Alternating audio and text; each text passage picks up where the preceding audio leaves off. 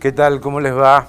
En Perfiles de hoy tenemos la grata visita del secretario de Justicia de la provincia de Santa Fe, el doctor Gabriel Somaglia. Fue fiscal municipal, fue también en otra oportunidad secretario de Justicia de la provincia de Santa Fe.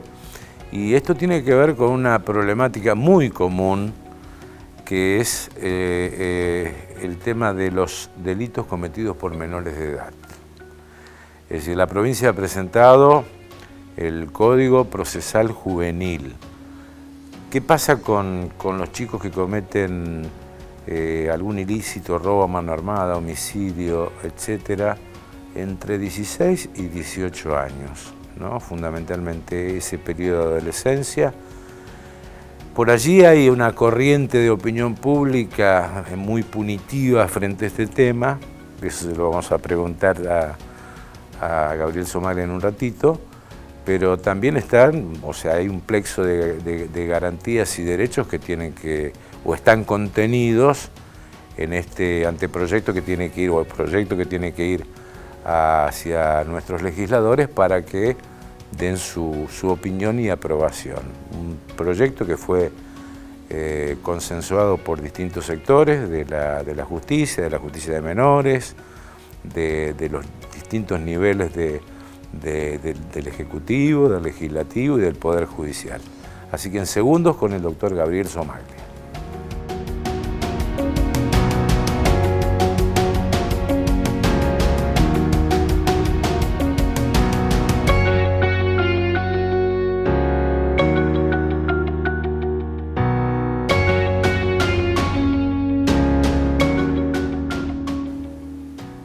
¿Qué tal, Gabriel? Un gusto. El gusto es mío estar acá, siempre acompañándote en estos programas muy útiles para la población. Sí, y hablando de población, hay una demanda que está diciendo, a ver, ¿qué hacemos con estos chicos? ¿Ustedes la palpitaron de esa forma? ¿La vieron? Sí, sobre todo se ve de la famosa grieta en la cual se habla, ¿no? Y vos hacías tu introducción de visiones punitivas y visiones un poco más cercanas a la libertad. Obviamente que hay en un gran número de la población cierto, no digo hartazgo, pero sí desaliento en relación a las vivencias y a hechos de inseguridad. Y que cuando ellos son cometidos por menores de edad, muchas veces las reacciones sociales buscan tener una visión punitiva, no digo exagerada, pero se corresponden con la indignación que un hecho de esas características puede generar en cualquier humano que convive en sociedad. Pero lo cierto y concreto es que en cualquier Estado organizado conforme a normas tiene que haber procedimientos, reglas que posibiliten el juzgamiento de aquellas personas que delinquen cuando son mayores de edad y aquellos que delinquen que son menores de edad. Claro. En esto que vos planteabas, hace mucho tiempo se viene debatiendo en sociedad bajar la edad de imputación de los menores. Algunos países lo han hecho. Exactamente. Sí. Lo que tenemos que marcar cuál es la situación de nuestro país. El orden nacional, el Congreso de la Nación, es el que tiene la atribución constitucional para dictar el Código Penal, que es el que fija cuáles son las conductas y qué pena se le asignan por desarrollar tal conducta que se califican delitos. Y hace una separación entre los mayores de edad y los menores de edad. Para el Código Penal, menor de edad entre 18 y 16 años es aquel que puede recibir una sanción penal. Por ejemplo, en Santa Fe, aquellos menores que han pasado por la delincuencia, hoy tenemos bajo el régimen penal juvenil más de 200 jóvenes, algunos de ellos privados de libertad y otros bajo otros regímenes porque han delinquido. Ahora vamos a Pero también que hay una franja, quiero marcar esto, que los que tienen menos de 16 años, 15 años. no tienen 15 años, no son sujetos, no son personas que puedan ser sancionadas penalmente. La ley argentina, el sistema argentino, no lo autoriza. Sí permite un abordaje interdisciplinario, social o de acción social en relación a ello. Sí, un acompañamiento, una contención. Ahora, la pregunta concreta. ¿Qué se hace con un pibe de 16 años que sale a robar y comete un homicidio, por ejemplo? Bien. ¿Qué se hace puntualmente con ese tema, hoy por hoy, en el Código Procesal En nuestra provincia nos rige un Código Procesal Penal que tiene más de 25 años. Está vigente desde el año 96 y obviamente no va de acuerdo a cómo se juzgan a los mayores. Hoy los mayores tienen un enjuiciamiento público, de modo oral, de manera adversarial, donde los fiscales son los únicos que investigan y el juez resuelve y tiene una defensa.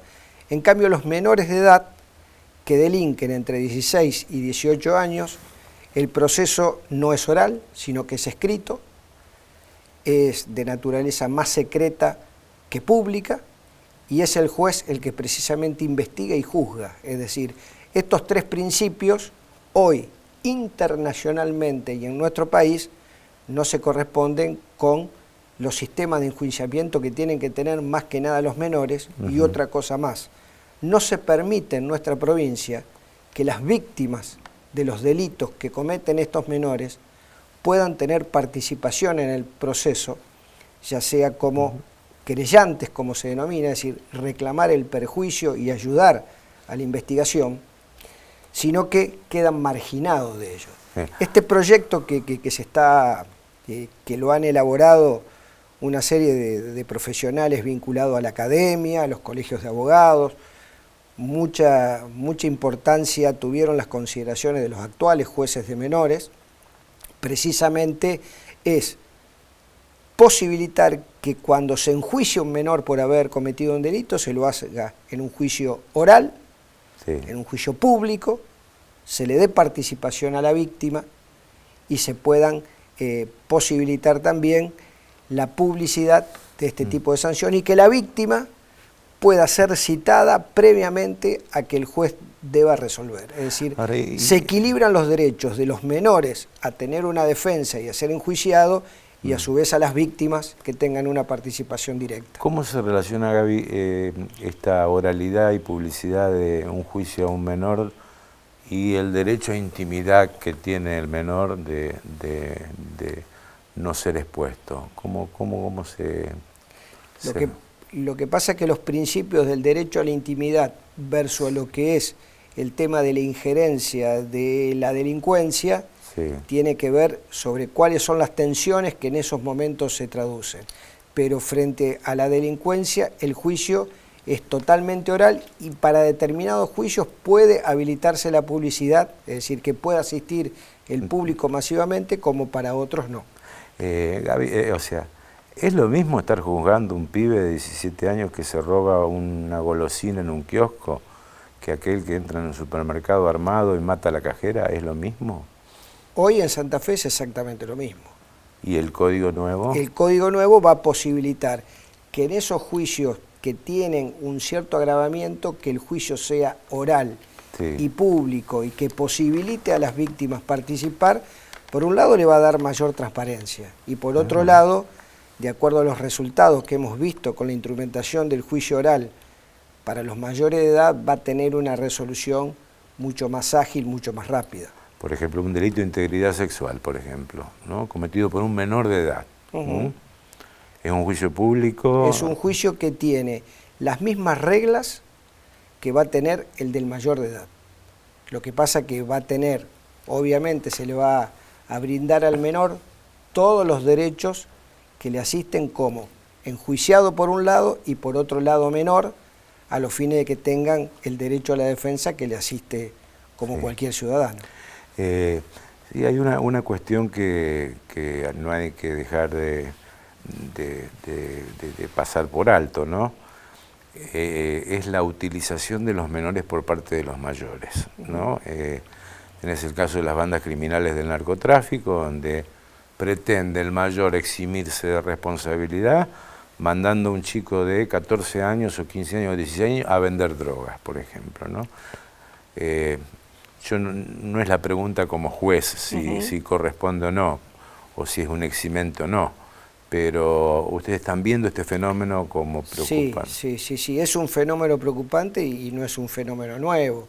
Es decir, la utilización de los menores para la delincuencia o empresas criminales no es una situación nueva, y obviamente que la posibilidad de que un fiscal sea el que investigue le va a permitir mucha más libertad y amplitud que lo que hoy tiene un juez que investiga y a su vez juzga. Es decir, la actividad del fiscal obviamente que va a posibilitar una indagación mucho más profunda, y obviamente a partir de la investigación no solamente va a terminar juzgándose el hecho producido por el menor, sino que de esa investigación pueden derivar vinculaciones con otros delitos que se puedan estar investigando que tengan que ver con la narcocriminalidad. Te propongo una pausa. Sí. Me gustaría preguntar o adelantarnos en el próximo bloque, ¿qué derecho tienen las víctimas en este nuevo código, ¿no? Es decir, sea un mayor o un menor de edad, digamos, una víctima o familiares de un homicidio, a ver qué derechos tienen para reclamar en el juicio. Bueno, hay muchos temas que tienen que ver, digamos, con la figura del querellante también. Bueno, ¿qué es o sea, cuáles son las causas por las cuales ese menor va a estar encerrado o no? ¿No? Y después bueno, ya te estoy adelantando todo el reportaje, ¿no? Pero, y después qué seguimiento o recuperación tiene ese menor de edad, porque a veces son vulnerables, pero también vamos a convenir, no es un área tuya, es un área del servicio penitenciario, que la cárcel es una fábrica de delincuentes, o es una facultad de delincuentes. Eso es históricamente así, no son sanas y limpias. Bien. Enseguida.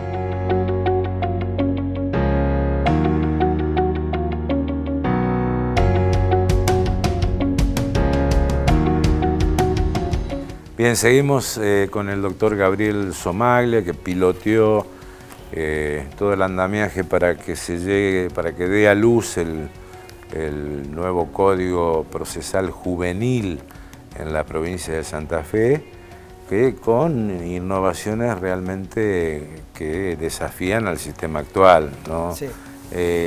Había quedado pendiente, ¿qué derecho tiene la víctima de un delito cometido por un menor de edad, ¿no? Porque sigue siendo víctima, sea mayor de edad o menor de edad.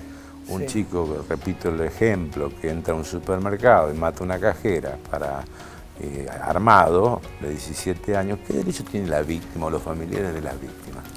Sí, bueno, la víctima muchas veces en estos episodios no es individual, sino que derrama el padecimiento a toda la familia. Sí.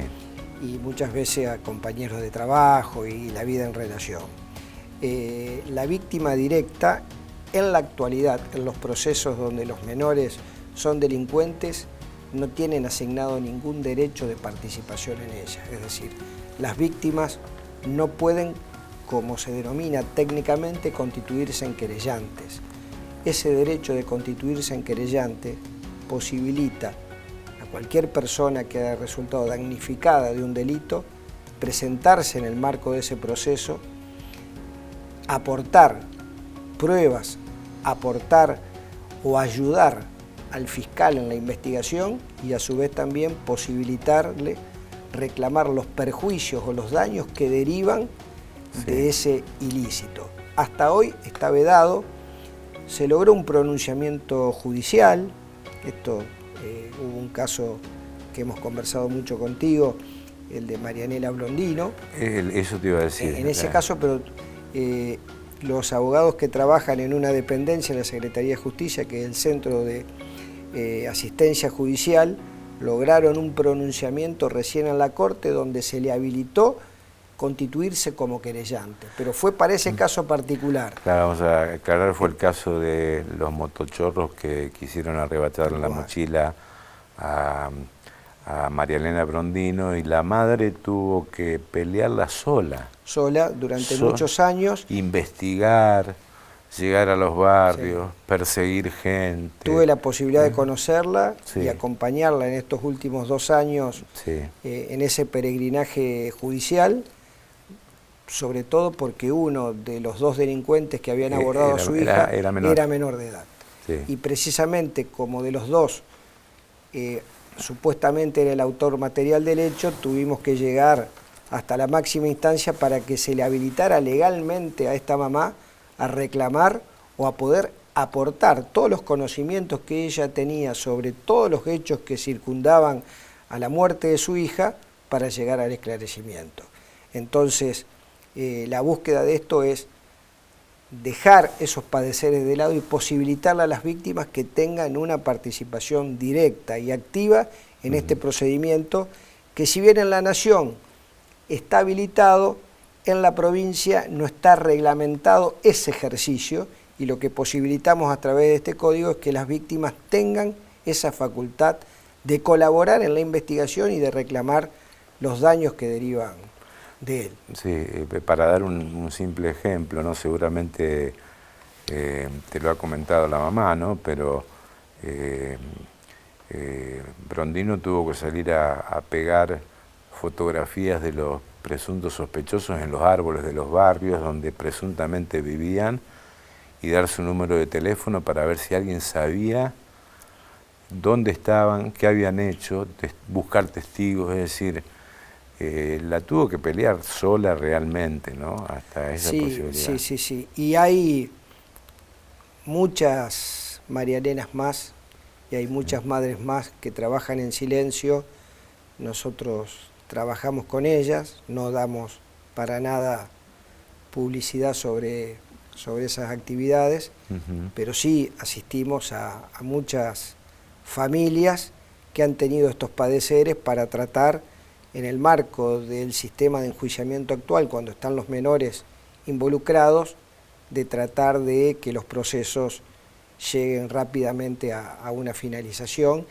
Hay otras familias que no tienen el ímpetu que tuvo esta mamá y lo toman con una mayor, no digo tranquilidad, pero resignación, y sobre todo en función de los lugares que habitan, muchas veces que giran alrededor de la pobreza o marcos de delincuencia, que tiene que ver también con el origen, muchas veces de la delincuencia juvenil, que es más fácil acceder a bienes de consumo mediante el delito que ir a un colegio o presentarse a un trabajo. Gabriel, ¿qué pasa si un chico es condenado en el juicio, en este juicio oral, con todas las garantías, con su defensor también, que uno estima que la defensa pública va a tener mucho trabajo también, ¿no? Porque contratar a un abogado privado también es caro.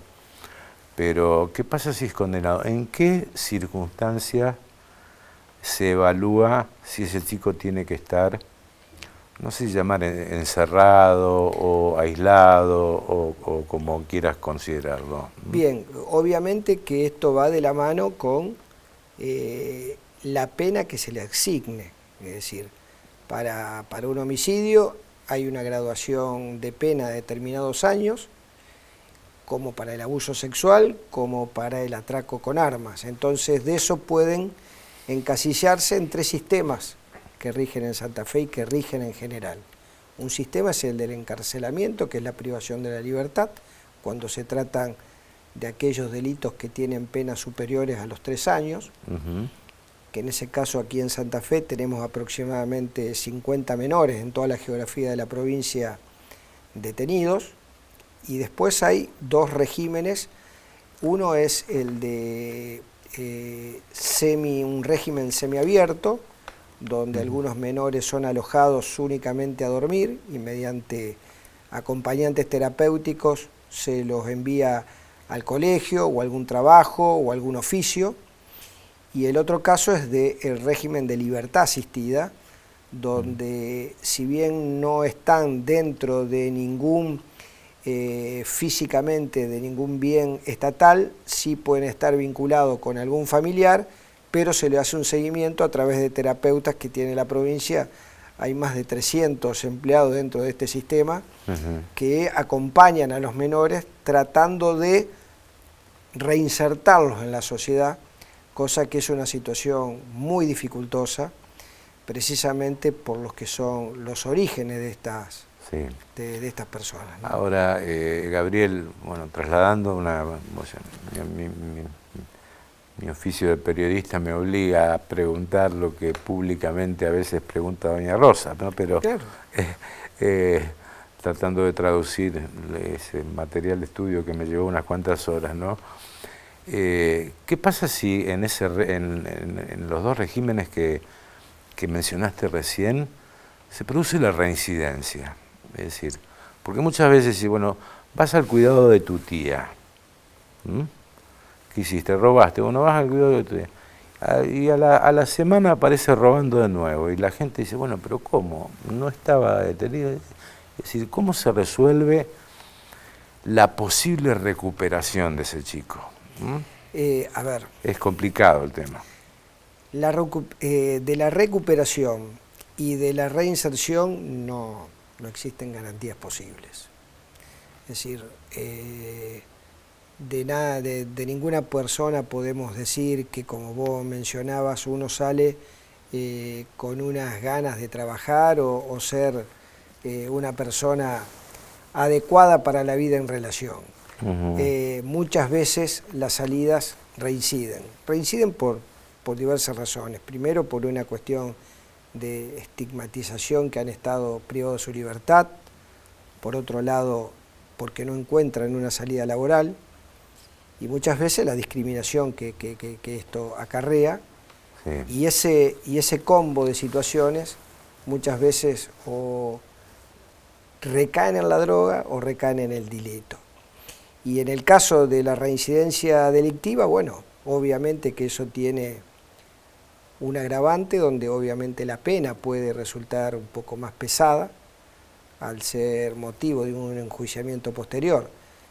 El Estado, como regla general, tiene la atribución y la obligación de un abordaje interdisciplinario con relación a esto, con psicólogos, con terapeutas, que muchas veces resultan en algunos casos positivos y en otros los tratamientos no dan resultado. Y muchas veces cuando están en esos regímenes de semilibertad, muchas veces es difícil encontrarlos para que vayan al colegio, o es muy difícil, o se le escapa el tío, se le escapa la abuela, porque muchas veces los padres no han sido atendidos por ellos en relación a los menores, y muchas veces es difícil también encontrar algún familiar que quiera darle acogida en su hogar.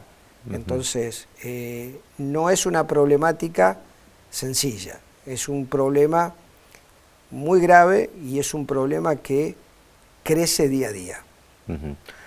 ¿Ahí tenemos jueces especializados, fiscales especializados, defensores en minoridad o no?